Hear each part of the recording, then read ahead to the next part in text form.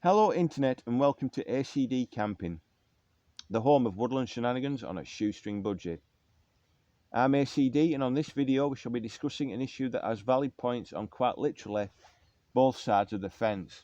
From the farmer worried about his crops and livestock to the rambler declaring the ancient right to roam, openly offered in Scotland, Sweden, Estonia and many other countries across the world. Let's talk now about the country's Rights of Way Act of 2000, known to some as the CRoW Act.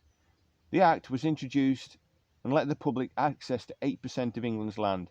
These include mountains, moorlands and some privately owned land. The Woodland Trust states that this amounts to approximately 1.3 million acres of land that are accessible with some seasonal exceptions. The UK government refers to these areas as access land. Even in these places there are still some restrictions and no-go areas. These restrictions include no horse riding, no cycling, taking any other animal other than a dog with you, driving except mobility scooters and water sports. No-go areas include houses, land to grow crops, building sites, gardens, golf courses, railways and working quarries. The UK government is putting into place the Environmental Improvement Plan, whereby everyone should have access to a green space or water within a 15-minute walk from their home. Conspiracy theorists refer to it as the 15-minute city plan. Although this plan, once implemented, will benefit both the landscape and mental health, those exercising this right will have certain duties to respect others that manage land and to protect nature. In a future video, I will be hiking around Dartmoor. This is a place that has been in the news recently with a landmark case regarding a lifting of a ban on wild camping. Dartmoor is the only national park where it is currently allowed. Even though it is privately owned land, it is protected under the Dartmoor Commons Act of 1985. The Marine and Coastal Act of 2009 also offers access to land near the English coast. In Scotland, the Land Reform Act of 2003 codified into Scottish law the ancient tradition of the right to universal access to land for recreation and education if used properly under the Scottish Outdoor Access Code. Northern Ireland has been described as the most restrictive and regressive access laws in Europe. Most routes to mountains, hills and coastlines are privately owned, limiting hikers to only a handful of routes to and from areas of interest. Keep Ireland Open is a voluntary campaign group working to make more accessible routes in the Republic of Ireland.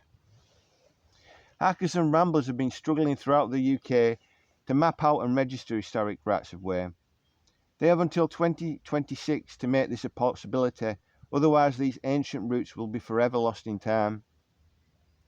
The Property Law Act of 1925 came after the most successful direct action in British history, the mass trespass of Kindred Stout in 1923, organised by the British Workers' Sports Federation. 400 walkers from Manchester and Sheffield met on Kinderedge Path. The 2026 deadline came into effect after a 22-year-long legal battle that started when two stretches of bridleway in the Wiltshire parish of Crudwell were brought to the attention of the court.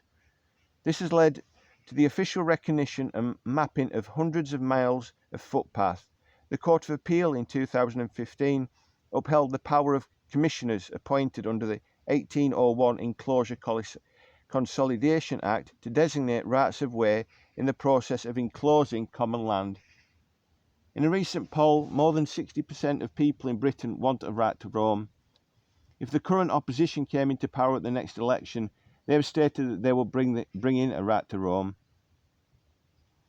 I hope that you found this video informative. If so, please like and subscribe. Share it with your friends and family. I have tried to condense all the issues facing ramblers, campers and farmers, or those who own private land. There's a lot of valid points coming from both sides. The loss of historic paths, the potential threat to livestock, and the continued preservation of the countryside are just three of these.